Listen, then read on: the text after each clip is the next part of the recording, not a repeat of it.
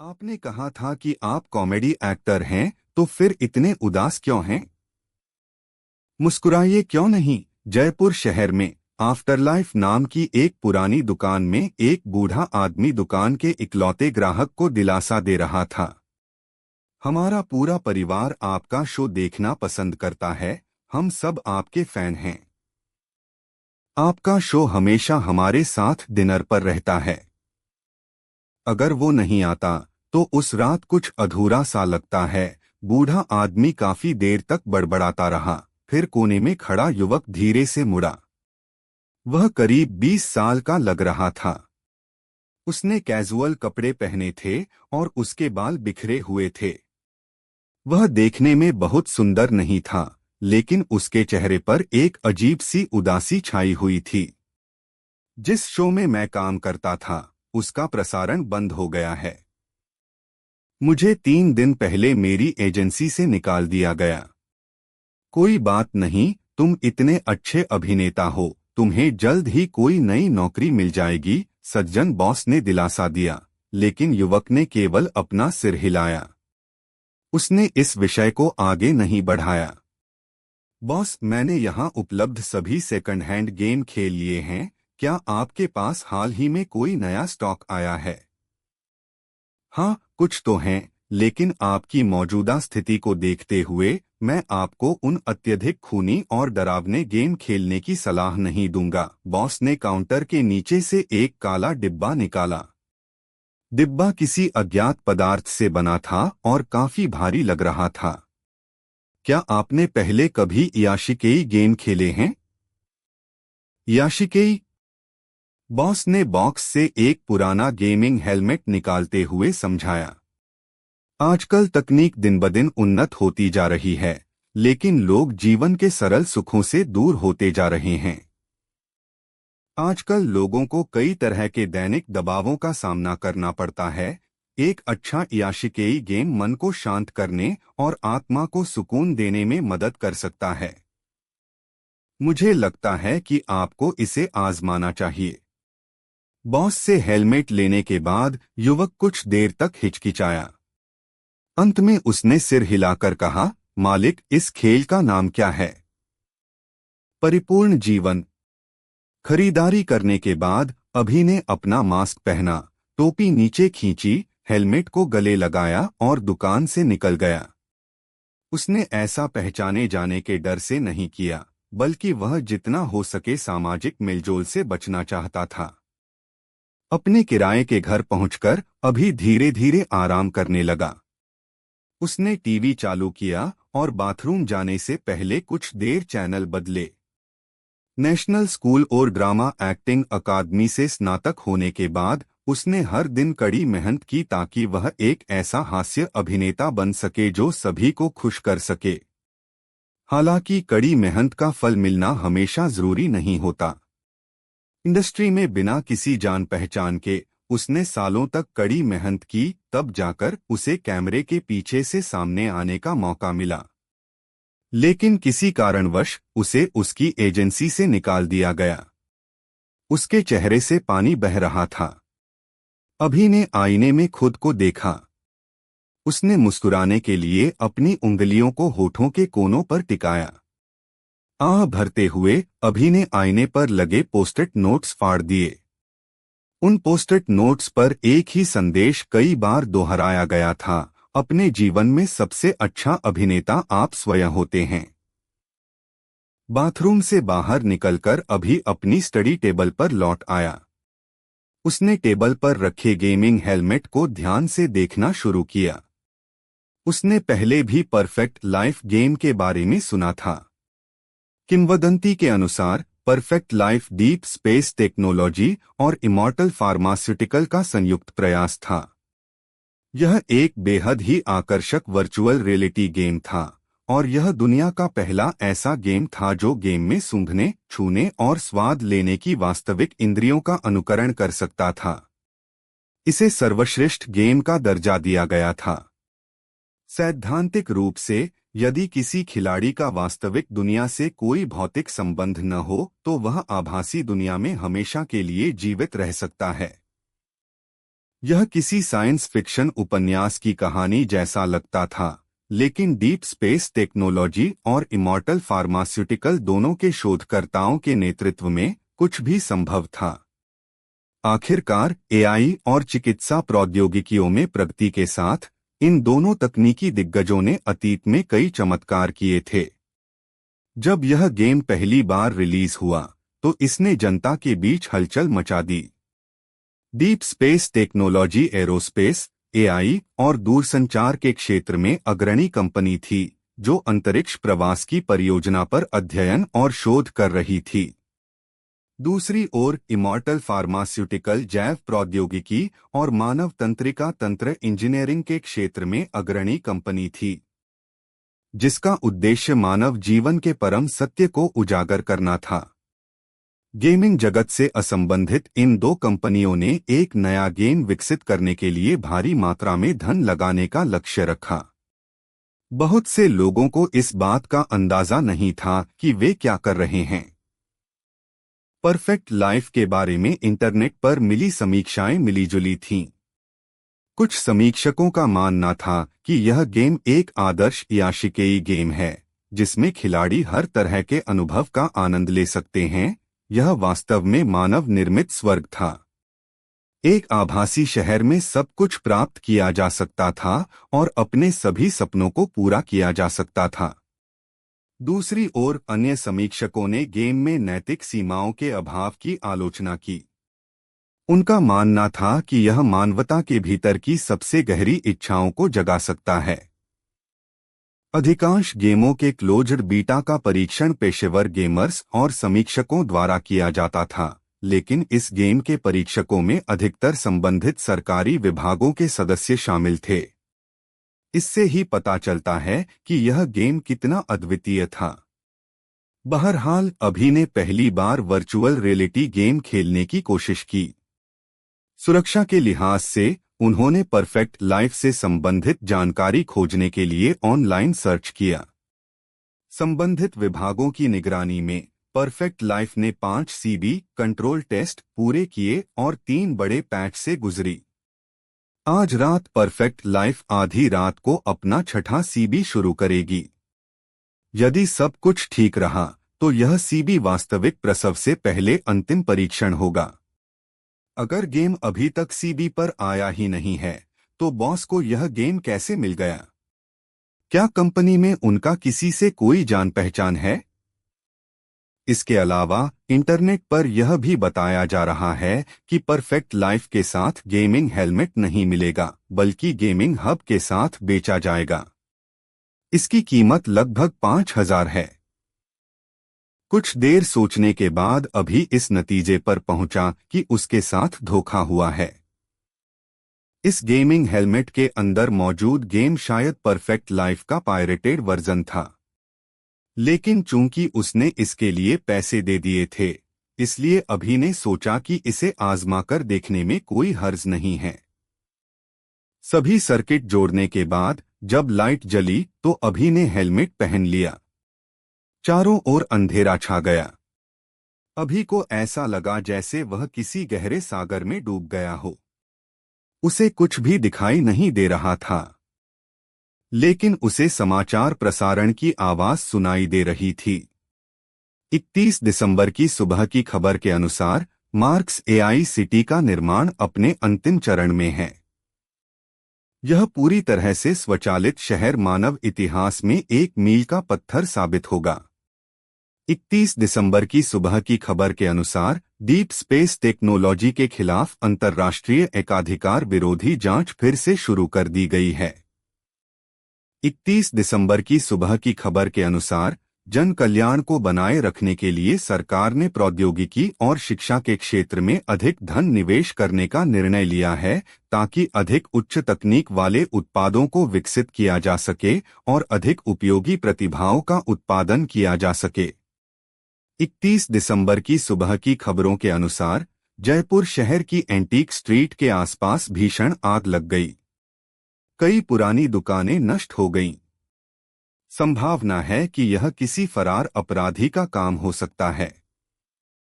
आवाज धीरे धीरे कम होती गई। अंततः अभी की आंखों के सामने की दुनिया खून की तरह लाल हो गई। गेमिंग हेलमेट के अंदर से एक अजीब सी आवाज आई। इससे अभी चिंतित हो गया। वह हेलमेट उतारने ही वाला था कि उसके सिर के पिछले हिस्से में तेज दर्द हुआ। ऐसा लगा जैसे किसी ने उसकी खोपड़ी में सुई चुभो दी हो और कुछ अपलोड या डाउनलोड किया गया हो। बायोजेनेटिक दस्तावेज अपलोड सफल, मेमोरी दस्तावेज अपलोड सफल, तंत्रिका संपर्क सफल। प्रथम पीढ़ी का जीएम खाता सक्रिय, क्लियरेंस आईडी 0000। अध्याय 2। समय बीतता गया और रात के 1 बज गए। तभी वह यांत्रिक आवाज, जो अभी के मस्तिष्क की गहराई से गूंजती हुई प्रतीत हो रही थी, शांत हो गई।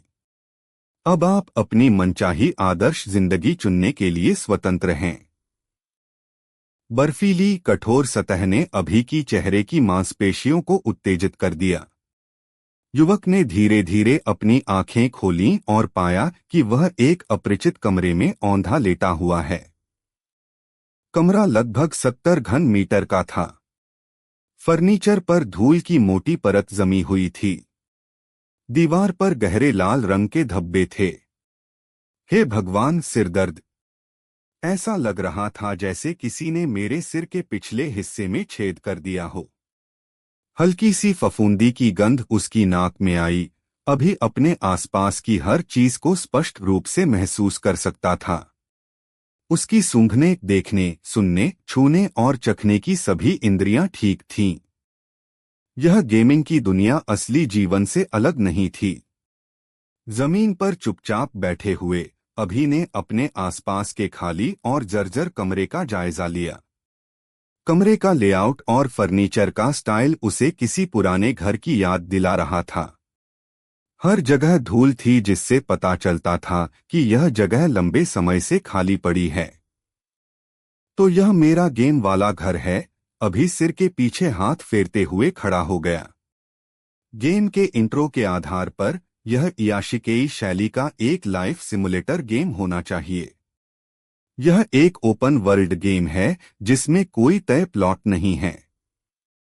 मुझे अपना लेवल बढ़ाने या संसाधन इकट्ठा करने की पूरी आजादी है।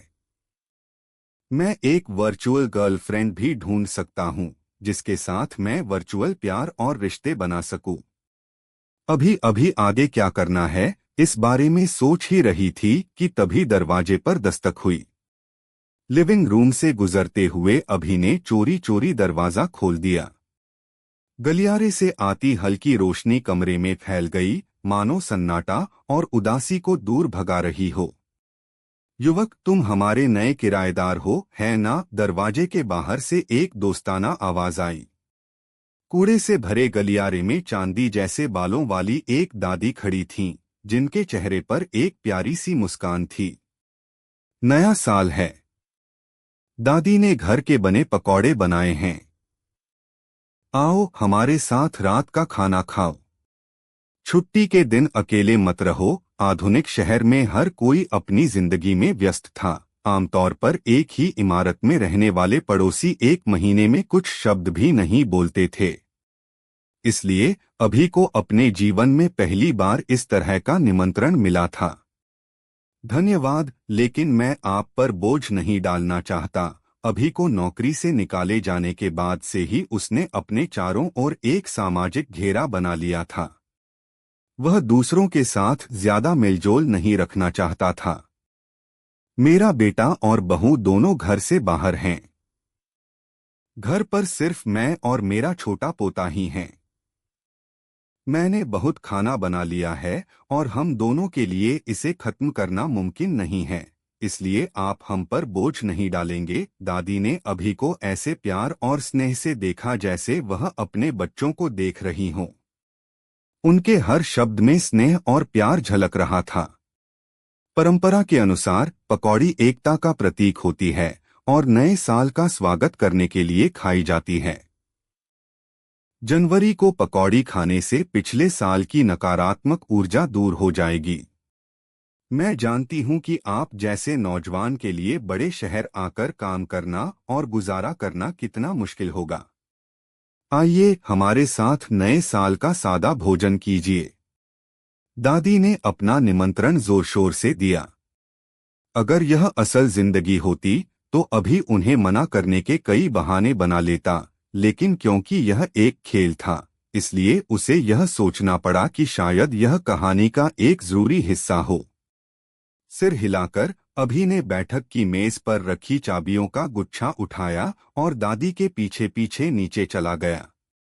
दादी संभल कर चलें, सावधान रहें, गलियारा और सीढ़ियां कूड़े कचरे से भरी हुई थीं। लोहे की रेलिंग जंग खा चुकी थी। दीवारों पर बच्चों की चित्रकारी और छोटे छोटे कागज के विज्ञापन चिपके हुए थे। यह जगह कई दशक पहले के रिहायशी अपार्टमेंट की हूबहू नकल थी। जैसे जैसे तकनीक आगे बढ़ी, इस तरह की अपार्टमेंट इमारतें धीरे धीरे लुप्त होती चली गईं। दादी अभी को एक मंजिल नीचे ले गईं और कमरा नंबर 1031 के सामने रुक गईं। दरवाजे पर लिखा नंबर समय के साथ धुंधला हो गया था, लेकिन उसका रंग अब भी चटक लाल था। हल्की खांसी के साथ दादी ने दरवाजा खोला। कमरे से मांस की मनमोहक खुशबू आ रही थी। अभी ने अपनी लार निगली और कमरे में झांका। दादी का घर अंधेरा था। बत्तियां नहीं जल रही थीं और रोशनी का एकमात्र स्रोत खाने की मेज पर रखी कुछ मोमबत्तियां थीं। बिजली का फ्यूज जल गया। मैंने इलेक्ट्रीशियन को बुलाया, लेकिन शायद छुट्टियों के कारण वे अवकाश पर थे। दादी, मैं आपकी मदद क्यों न करूं? मैं तो पहले खुद ही अपनी जली हुई बत्ती बदल लेता था। अभी उस बुढ़िया को एक साधारण पात्र की तरह नहीं देखता था। किसी अज्ञात कारण से दादी उसे एक वास्तविक व्यक्ति जैसी लगती थीं। तो फिर सावधान रहना। स्पेयर फ्यूज दराज के अंदर है, दादी ने रसोई की ओर दौड़ते हुए कहा।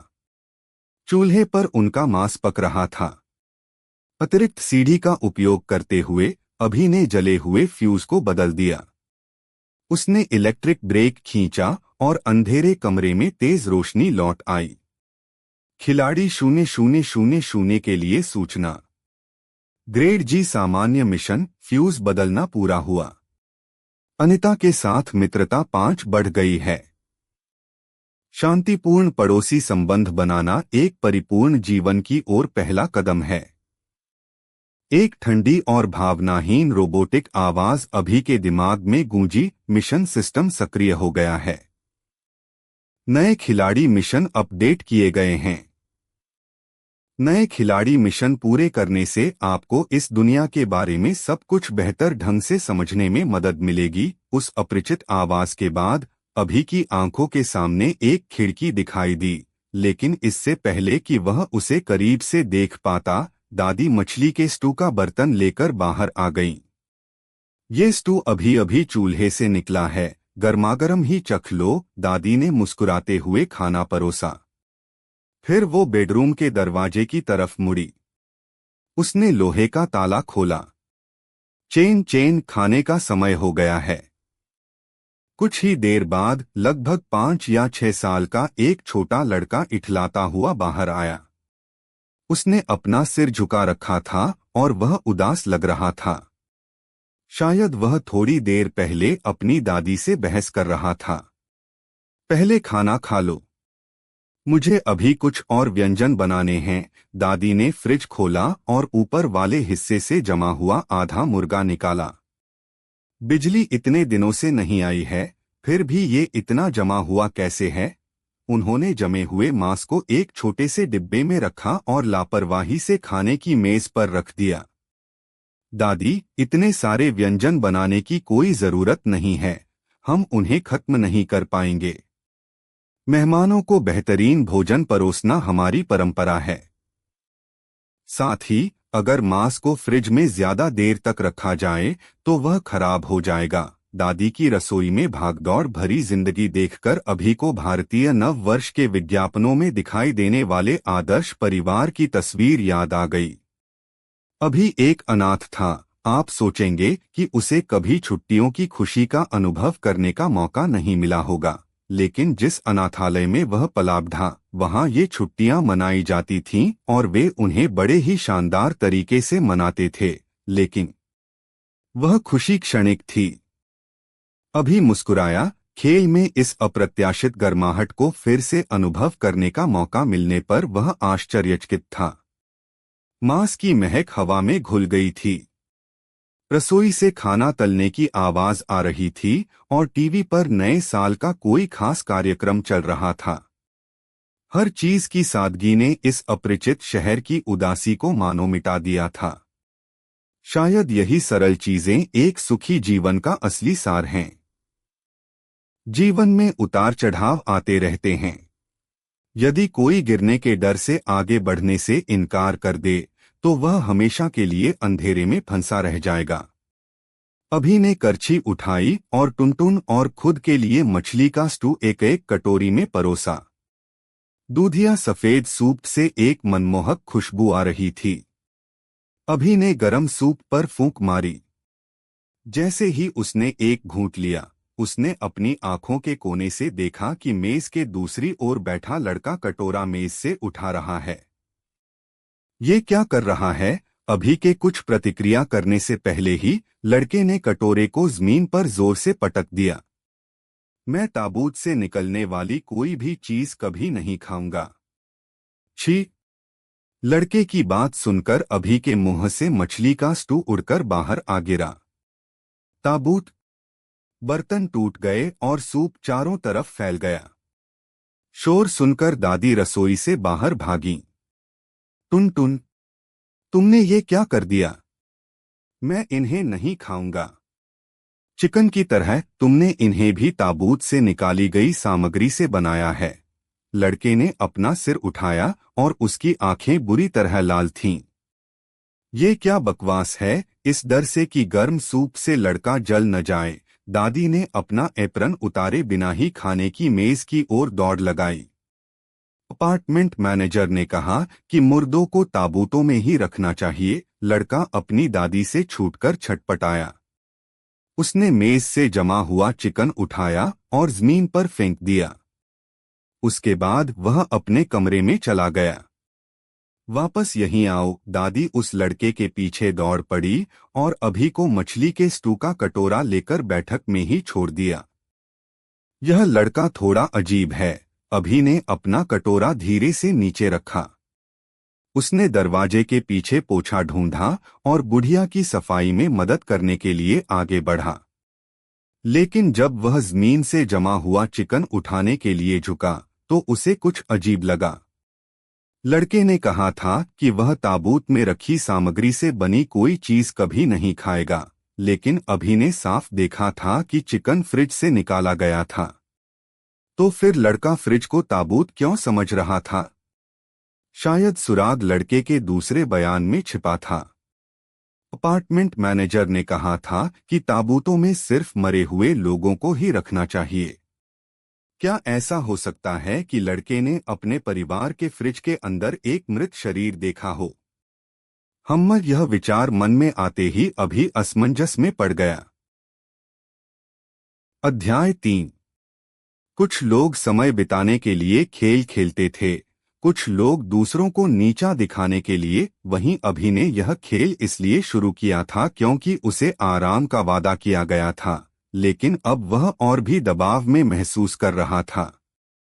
पोछा समेटकर अभी ने चारों ओर देखा। कमरे की बत्तियां टिमटिमा रही थीं, पारिवारिक अपनापन गायब हो चुका था। वह फ्रिज के पास सरक गया। इससे पहले बुढ़िया ने केवल ऊपर का हिस्सा खोला था जो फ्रीजर था। इसका मतलब था कि अभी को इस बात का कोई अंदाजा नहीं था कि नीचे के हिस्से में उसके लिए क्या आश्चर्य इंतजार कर रहा है। उस बुजुर्ग महिला का फ्रिज इतना बड़ा नहीं था कि उसमें पूरा एक व्यक्ति समा सके, सिवाय इसके कि अभी ने गहरी सांस ली और धीरे से फ्रिज का निचला हिस्सा खोला। उसने फ्रिज के अलग अलग दराज खोले और पाया कि वे सभी फूले हुए काले प्लास्टिक के थैलों से भरे हुए थे। उसने पहले भी हॉरर फिल्मों में ऐसे दृश्य देखे थे, लेकिन उन्हें पर्दे पर देखना और खुद उस स्थिति में होना बिल्कुल अलग अनुभव था। उसकी उंगलियां दराज में गईं। अभी को डर था कि कहीं उसे इंसानी चेहरे या बाल न दिखें। अपनी गर्दन में हल्की सी झंझनाहट के साथ अभी ने अपने नाखूनों से पतले काले प्लास्टिक को खरोंचा। वे जमे हुए मछली और मुर्गे से भरे हुए थे। जिन भयानक दृश्यों की उसे आशंका थी वे सामने नहीं आए। अभी ने राहत की सांस ली। दादी के वापस आने से पहले उसने जल्दी से फ्रिज बंद कर दिया। तुम क्या कर रहे हो? ठीक उसी क्षण उसके पीछे से एक भारी आवाज आई।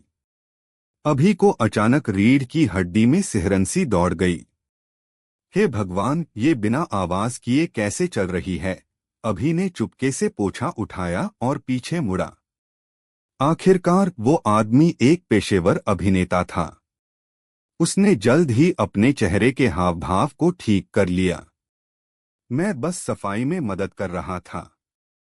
फ्रिज के नीचे थोड़ा पानी जमा हो गया था। मुझे शक है कि बिजली की कमी के कारण चिलर से पानी रिस रहा था।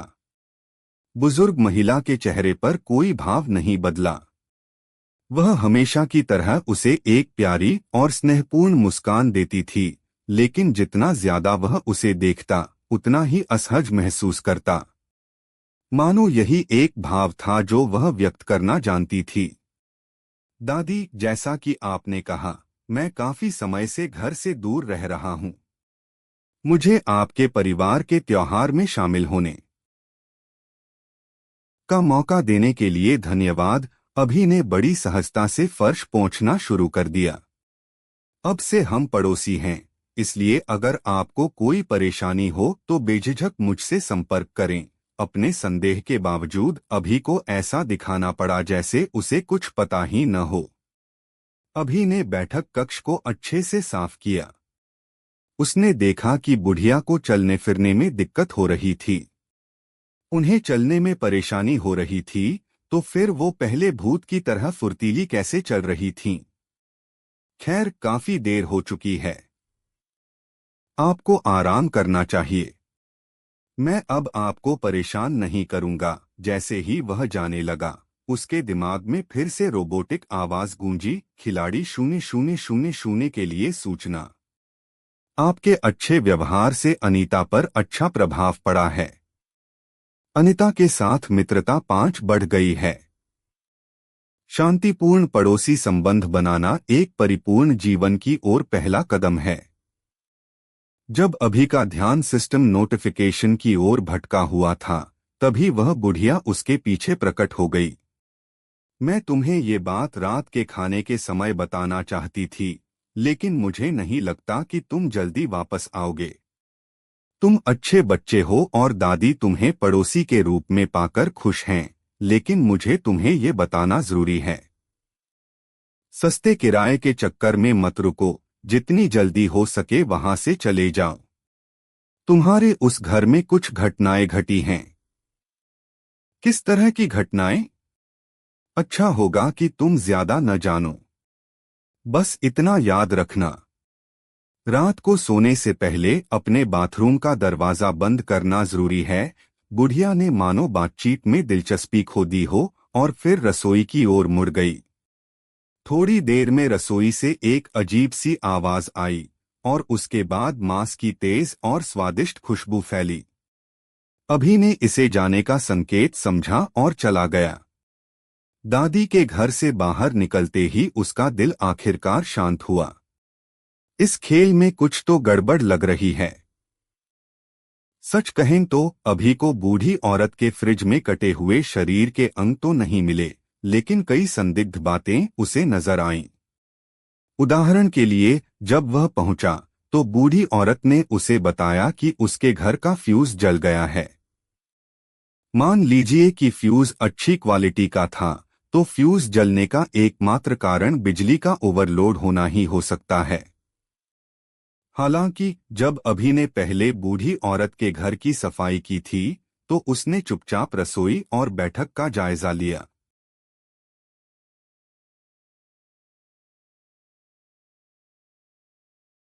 उसने केवल 3 बिजली के उपकरण देखे थे, टेलीविजन, लैंप और फ्रिज।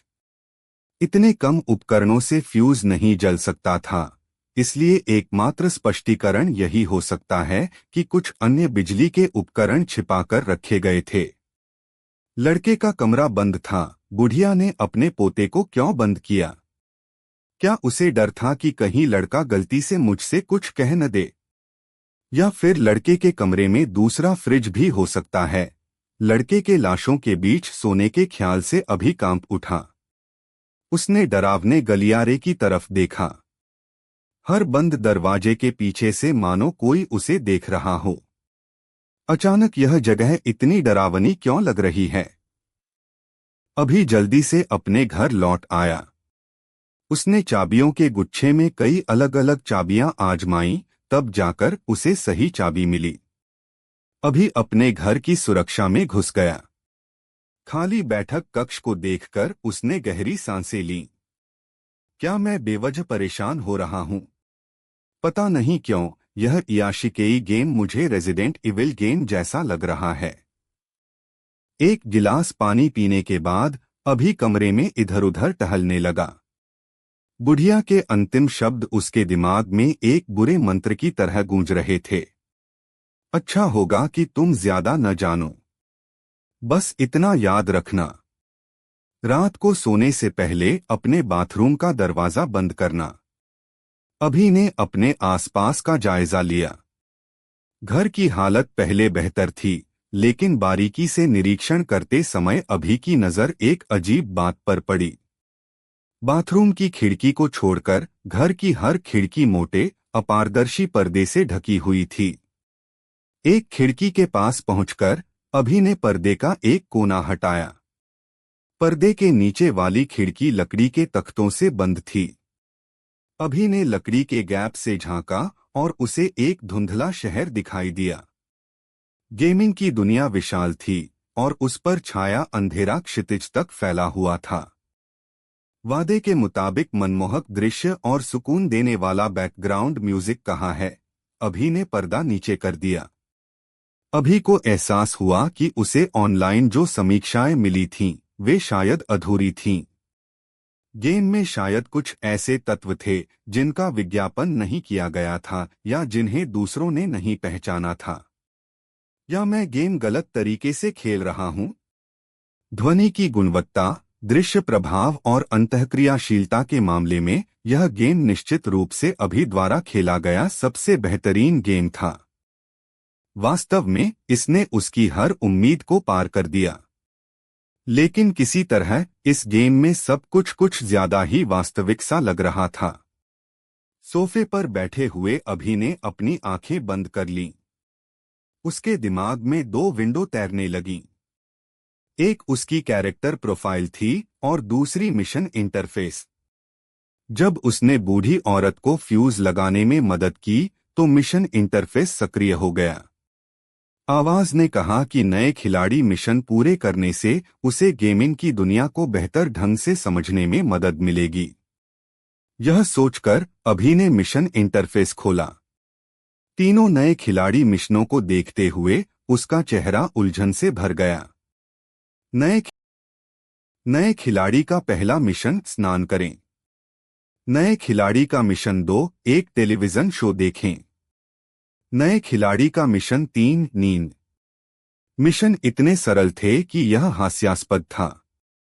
उनके लिए किसी अतिरिक्त स्पष्टीकरण की आवश्यकता नहीं थी क्योंकि इसकी कोई जरूरत ही नहीं थी। क्या मुझे सोने से शुरुआत करनी चाहिए? मैं इसमें काफी अच्छा हूं। अभी के इस फैसले के पीछे एक तर्क था। बुढ़िया की चेतावनी में सोने का जिक्र था, इसलिए शायद यह इस दिखने में आसान मिशन को पूरा करने में उसकी मदद कर सकता था। किसी भी मिशन को चुनने के बजाय हानफी ने सोचा कि जो मिशन उसे अप्रत्यक्ष रूप से ही सही बताया गया है, उसे ही क्यों न चुन लिया जाए। मैं न्यू प्लेयर मिशन 3, स्लिप चुन रहा हूं। यह विचार हानफी के मन में आते ही मिशन का चयन हो गया और रोबोटिक आवाज वापस आ गई। प्लेयर 0000 ने ग्रेड जी न्यू प्लेयर मिशन, स्लिप स्वीकार कर लिया है। मिशन का परिचय। पूरे दिन काम करने के बाद आप अपने थके हुए शरीर को घसीटते हुए बिस्तर पर ले गए। मिशन की आवश्यकता, कृपया कमरे की सभी बत्तियां बंद कर दें और अगले 5 मिनट के भीतर बिस्तर पर लेट जाएं। चाहे कुछ भी हो जाए, आपको अगले 3 घंटों तक बिस्तर नहीं छोड़ना है। क्या यह वाकई इतना आसान है? अभी ने बेडरूम में जाने से पहले मिशन की पूरी जानकारी दोबारा जांची। बड़ा सा बिस्तर भी धूल से सना हुआ था। हालांकि उस पर तकिए, चादर और कंबल जैसी सभी जरूरी चीजें मौजूद थीं। ध्यान देने वाली बात यह थी कि सब कुछ लाल रंग का था, जो भारतीय संस्कृति में उत्सव का प्रतीक है। इस रंग के साथ यह तो वैवाहिक बिस्तर जैसा लग रहा है। अभी ने धूल झाड़ते हुए माथे पर शिकन डाली। फिर वह बाथरूम की ओर बढ़ा। जैसे ही वह बुढ़िया की सलाह मानने के लिए तैयार हुआ, उसने एक समस्या देखी। बाथरूम का दरवाजा केवल अंदर से ही बंद हो सकता था। कुछ देर सोचने के बाद अभी ने पोछा उठाया और उसे दरवाजे के हैंडल के नीचे रख दिया। फिर उसने जूते रखने वाला रैक दरवाजे के सामने लगा दिया। अब इतना काफी होना चाहिए, है ना? अतिरिक्त सावधानी के तौर पर वह रसोई में वापस जाकर चाकू ले आया। याशिकेई गेम में चाकू लेकर बिस्तर पर सोना थोड़ा अजीब है ना? खैर, सावधानी बरतने में ही भलाई है। जैसे ही उसने देखा कि 5 मिनट खत्म होने वाले हैं, वह सारी बत्तियां बंद करने के लिए भागा और हाथ में छुरी लिए बिस्तर पर लेट गया। क्या यह वाकई इतना आसान है? अभी ने बेडरूम में जाने से पहले मिशन की पूरी जानकारी दोबारा जांची। बड़ा सा बिस्तर भी धूल से सना हुआ था। हालांकि उस पर तकिए, चादर और कंबल जैसी सभी जरूरी चीजें मौजूद थीं। ध्यान देने वाली बात यह थी कि सब कुछ लाल रंग का था, जो भारतीय संस्कृति में उत्सव का प्रतीक है। इस रंग के साथ यह तो वैवाहिक बिस्तर जैसा लग रहा है। अभी ने धूल झाड़ते हुए माथे पर शिकन डाली। फिर वह बाथरूम की ओर बढ़ा।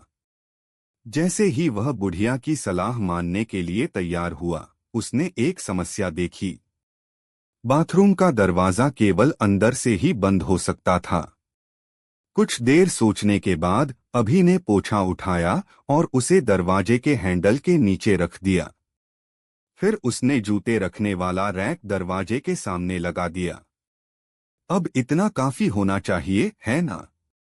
अतिरिक्त सावधानी के तौर पर वह रसोई में वापस जाकर चाकू ले आया। याशिकेई गेम में चाकू लेकर बिस्तर पर सोना थोड़ा अजीब है ना? खैर, सावधानी बरतने में ही भलाई है। जैसे ही उसने देखा कि 5 मिनट खत्म होने वाले हैं, वह सारी बत्तियां बंद करने के लिए भागा और हाथ में छुरी लिए बिस्तर पर लेट गया। अध्याय 4। जैसा कि पहले बताया गया है, खेल शुरू करने से पहले अभी ने ऑनलाइन इसकी समीक्षाएं खोजने का प्रयास किया था। ज्यादातर समीक्षाएं सकारात्मक थीं। कई सीबी खिलाड़ियों ने इस खेल की प्रशंसा करते हुए इसे मानव निर्मित स्वर्ग का पुनर्जन्म बताया। इसने मानवता की निर्वाण की कल्पना को साकार किया। उस समय अभी ने खेल के अंदर अपने जीवन की कल्पना की। उसके कई दोस्त होंगे और उसे पैसे की कोई चिंता नहीं होगी। एक बार फिर कल्पना आभासी वास्तविकता से कहीं अधिक सुंदर साबित हुई। उस समय अभी फटे हुए कंबल के अंदर एक तेज धार वाले चाकू के साथ दुबका हुआ था और बिजली की दीवार घड़ी पर पैनी नजर गड़ाए बैठा था। घड़ी का रंग जगह से उखड़ रहा था। फफूंद की बदबू हवा में भयानक रूप से फैली हुई थी। सुबह के 2 बज रहे थे। नए खिलाड़ी के मिशन के दौरान नींद शुरू हुए कुछ ही पल हो गए थे। कमरा शांत था, कोई हलचल नहीं थी। अभी को थोड़ी राहत महसूस होने लगी। दादी की चेतावनी भले ही डरावनी थी, लेकिन आखिर यह एक याशिकेई गेम ही तो था। किसी का जीवन कितना भी भयानक क्यों न हो, अभी कल्पना भी नहीं कर सकता था कि किसी के खुशहाल दैनिक जीवन का संबंध पागल हत्यारों और अलौकिक घटनाओं से हो सकता है। 10 मिनट बाद अभी धीरे धीरे शांत हो गया क्योंकि कुछ भी नहीं बदला था। दरअसल वह थोड़ा उबने लगा था। करने को कुछ और न होने के कारण उसने अपना कैरेक्टर प्रोफाइल खोलकर उसका अध्ययन करना शुरू किया। मुझे विश्वास है कि इस तरह का उच्च गुणवत्ता वाला गेम अब में आने के बाद बहुत लोकप्रिय हो जाएगा। मुझे अभी जितना हो सके उतना ही एक्सपी अर्जित कर लेना चाहिए। अगर मैं काफी अच्छा खेलने लगा तो इससे अच्छी खासी अतिरिक्त आय भी हो सकती है। नाम अभी। Clearance ID 00000। स्तर 1। पेशा कोई नहीं। बुद्धि 6। यह सभी मानसिक श्रेणियों और क्षमताओं के लिए एक व्यापक शब्द है। इसमें खिलाड़ी की स्मृति, विचार, भावनाएं, मानसिक तीक्ष्णता, चतुराई, स्थिरता, अनुभव और ज्ञान शामिल हैं। सहन शक्ति 4। शारीरिक शक्ति से संबंधित सभी चीजों के लिए एक व्यापक शब्द। आकर्षण 10। आकर्षण एक व्यक्तिपरक अवधारणा है। हर किसी का अपना अनूठा आकर्षण होता है। भाग्य 9। जितना अधिक मान होगा खिलाड़ी उतना ही भाग्यशाली होगा। दुर्भावना 0। अंदाजा लगाइए कि मनुष्य कितना दुर्भावनापूर्ण हो सकता है। मानसिक संतुलन मूल्य 100। विभिन्न आंतरिक और बाहरी वातावरणों के प्रभाव के साथ साथ आत्मसमायोजन के कारण खिलाड़ी की मानसिक स्थिति हमेशा के लिए अपरिवर्तित नहीं रहती। जब उत्तेजना एक निश्चित सीमा को पार कर जाती है तो खिलाड़ी को ऑफलाइन कर दिया जाता है। सरल शब्दों में कहें तो यह खिलाड़ी के मानसिक स्वास्थ्य की स्थिति को मापने का एक मापदंड है। मूल्य जितना कम होगा खिलाड़ी के पागलपन की चपेट में आने की संभावना उतनी ही अधिक होगी। जीवन अंक 100। जब किसी खिलाड़ी के जीवन अंक 0 हो जाते हैं तो वह मर जाएगा। चेतावनी, प्रत्येक खिलाड़ी के पास एक समय में केवल एक ही जीवन होता है। मृत्यु के बाद सभी सहेजे गए डेटा को मिटा दिया जाएगा और खेल फिर से शुरू हो जाएगा। प्रतिभा पुनरुत्थान, अज्ञात स्तर की प्रतिभा। अज्ञात प्रभा। कुछ भाग्यशाली खिलाड़ियों को चरित्र निर्माण के दौरान एक जन्मजात प्रतिभा। कौशल टैब, खिलाड़ी द्वारा प्राप्त कौशल यहाँ प्रदर्शित किए जाएंगे। मध्यवर्ती अभिनय, प्रारंभिक पाक कला। व्यक्तित्व कोई नहीं, मानवता की विलक्षण विशिष्टता। विभिन्न प्रकार के व्यक्तित्वों को प्राप्त करने से आपका परिपूर्ण जीवन काफी बेहतर हो जाएगा। चरित्र प्रोफाइल पढ़ने के बाद अभी असमंजस में पड़ गया। उसे समझ नहीं आ रहा था कि उसका चरित्र कब गढ़ा गया था और यह उसके वास्तविक जीवन के समकक्ष से इतनी बारीकी से कैसे मिलता जुलता है। क्या मेरा गेमिंग अकाउंट मेरी नागरिकता की जानकारी से जुड़ा है या फिर ये चेहरे की पहचान की वजह से है? इसके अलावा गेम में हर किरदार के पास एक समय में सिर्फ एक ही जीवन होता है और हर मौत के बाद सारा सेव किया हुआ डेटा डिलीट हो जाता है। ये तो बहुत ही कठोर व्यवस्था है। आसान गेमिंग अनुभव के लिए हाल के कई गेम्स ने अपनी कठिनाई का स्तर कम कर दिया है, लेकिन इस गेम ने बिल्कुल उलट रास्ता अपनाया। गेम बेहद यथार्थवादी था। मौत के बाद इंसान जीवन में जो कुछ भी रखता था सब कुछ खो देता था। लगता है मुझे और सावधान रहना होगा। जिस इमारत में मैं हूं वो सामान्य नहीं है। मुझे जितनी जल्दी हो सके यहां से निकल जाना चाहिए। अभी का ध्यान चरित्र परिचय से हटने से पहले ही अचानक बिना किसी चेतावनी के एक तेज आवाज उसके कानों में पड़ी। आंखें सिकोड़ते हुए हानफी बिल्ली की तरह बिस्तर पर उछल पड़ा। इस घर में मैं अकेला ही हूं, तो यह आवाज किसकी थी? आवाज ज्यादा तेज नहीं थी, लेकिन रात के सन्नाटे में वह और भी तेज सुनाई दी। इसलिए अभी ने उसे साफ सुना। चाकू को कसकर पकड़े हुए अभी ने चारों ओर नजर घुमाई। उसकी आंखें अंधेरे की आदी हो चुकी थीं। उसने शयनकक्ष के सभी फर्नीचर को गौर से देखा। कमरा पुराना था और खिड़कियों पर तख्ते लगे होने के कारण वहां का माहौल घुटन भरा था। शुरू में तो अभी को इससे ज्यादा फर्क नहीं पड़ा, लेकिन जैसे जैसे वह अंधेरे में ज्यादा देर रहा, उसे बेचैनी बढ़ती गई। क्या इस घर में पहले कभी किसी की मृत्यु हुई थी? बुढ़िया ने मुझे सस्ते किराए का फायदा उठाने से मना किया था। आमतौर पर घर में किसी की जल्दी मृत्यु होने पर किराया कम हो जाता है। चरमराहट। अभी के घबराए हुए मन में भयानक ख्याल उमड़ रहे थे, तभी वह अजीब सी आवाज फिर से सुनाई दी। सांस रोककर अभी ने बैठक के अंधेरे में चारों ओर नजर घुमाई। अंधेरे में सारा फर्नीचर डरावना सा दिख रहा था, मानो किसी भी पल जिंदा हो उठेगा। यह आवाज कहाँ से आई? उसकी निगाहें हर तरफ घूमी और अंत में बाथरूम के दरवाजे पर टिक गईं। उसकी आंखें सिकुड़ गईं और दिल जोर से धड़कने लगा। चरमराहट। अभी ने साफ देखा कि बाथरूम के दरवाजे का हैंडल हिल रहा है। असंभव।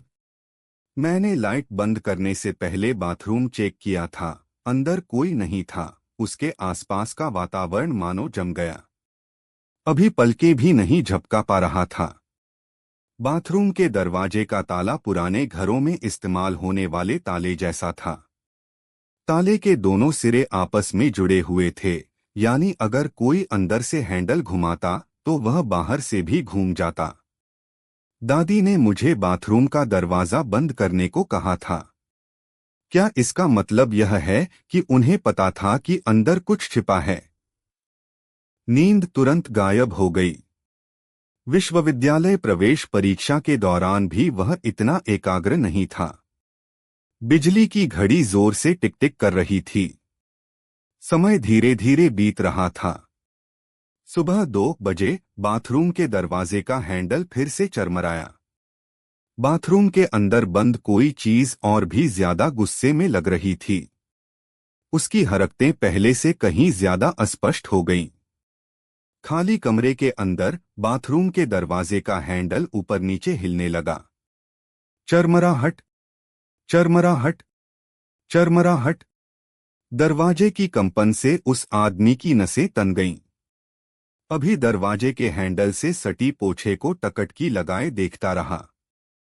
कंपन तेज होते ही पोछा धीरे धीरे नीचे खिसकने लगा। थोड़ी देर में बाथरूम के दरवाजे पर एक छोटी सी दरार खुल गई। अंधेरे में एक अनजाना आतंक छिपा था। कमरे में गहरी खामोशी छा गई। एक लंबे पल के बाद उस दरार से 5 पीली सी उंगलियां बाहर निकलीं। एक पतली सी बाह ने दरवाजे के हैंडल से सटे पोछे को पकड़ लिया। यह सब क्या है? ठंडे पसीने से उसकी पीठ भीग गई। अभी के हाथ पैर ठंडे पड़ गए थे। वह जानता था कि वह किसी खेल में फंसा है, लेकिन उसकी अंतरात्मा उसे जल्द से जल्द भागने के लिए कह रही थी। पोछा हटा दिया गया। दरवाजा हवा के झोंके से खुल गया, मानो बिना आवाज किए। बत्तियां अभी भी बंद थीं और बाथरूम के अंधेरे में कुछ भी नहीं था। देखने में तो ऐसा लग रहा था जैसे पहले जो कुछ हुआ था वह सब एक भ्रम था। दरवाजा अंदर की ओर खुला, लेकिन उसके सामने रखा जूतों का रैक अभी भी अपनी जगह पर है। इसका मतलब है कि वह चीज शायद बाहर नहीं आई है। अभी ने अपनी तलवार को कसकर पकड़ रखा था और उसका ध्यान पूरी तरह से जूतों के रैक पर केंद्रित हो गया। उसके चेहरे से पसीना बह रहा था और उसका दिल जोर से धड़क रहा था। अभी पूरी तरह से सतर्क था, लेकिन घर के अंदर से कोई और आवाज नहीं आ रही थी। क्या वह चीज अभी भी बाथरूम के अंदर है? उसकी नजरें लिविंग रूम पर घूमी। अभी ने पहले ही सारे फर्नीचर की जगह याद कर ली थी। जैसे ही उसकी नजरें लिविंग एरिया पर पड़ी, अभी का दिल बैठ गया। लिविंग रूम के बीचों बीच रखे सोफे के ठीक बगल में एक और परछाई दिखाई दी। सोफे के बगल में पहले कुछ नहीं था। मुझे पूरा यकीन है, उसका दिल जोर से धड़कने लगा। अभी यह खेल आराम करने और जीवन की छोटी छोटी खुशियों को खोजने के लिए खेलता था। यह वह बिल्कुल नहीं था जिसके लिए उसने गेम शुरू किया था, इसलिए उसने गेम छोड़ने का फैसला किया। तुम चाहे जो भी हो, इस घटिया गेम से बाहर निकलते ही मैं तुमसे सुरक्षित हो जाऊंगा। मेनू खोलने पर अभी को गेम छोड़ने का विकल्प मिला, लेकिन वह विकल्प अब धुंधला हो गया था। कई बार क्लिक करने के बाद असली भयावह दृश्य सामने आया। चेतावनी, गेम से बाहर निकलने से पहले आपको 3 घंटे से अधिक खेलना होगा और कम से कम एक मिशन पूरा करना होगा। रोबोटिक आवाज सुनकर अभी की आंखें फड़क उठीं। उसका दिल लगभग रुक गया था। मैं नौकरी नहीं छोड़ सकता, उसकी रगों में ठंडक सी दौड़ गई। जब अभी मेनू से बाहर निकला तो उसने देखा कि सोफे के पास जो परछाई थी वह पहले ही बेडरूम के दरवाजे तक पहुंच चुकी थी। पास से देखने पर अभी को एहसास हुआ कि वह परछाई वास्तव में एक व्यक्ति थी जो जमीन पर उकड़ू बैठा था।